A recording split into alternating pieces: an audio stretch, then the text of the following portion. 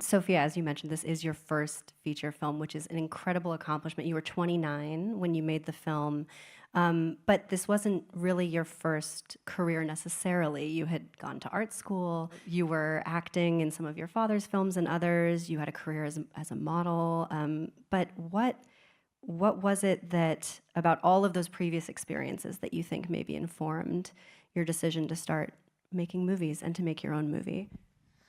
Yeah, I think because growing up on film sets and having my family in film, I wanted to do something different and didn't want to be so obvious to go into the family business. And I went to art school, and I knew I wanted to be a visual artist. And I was really frustrated because I had so many different interests, and I didn't know what I couldn't pick one.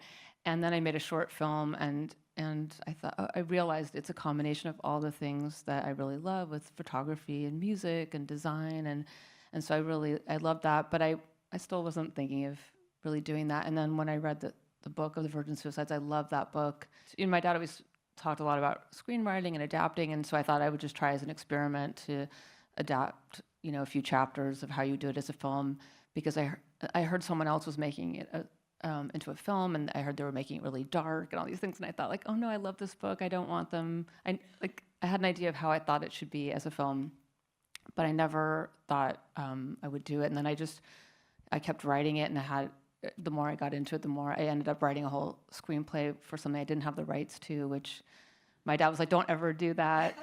So don't do that.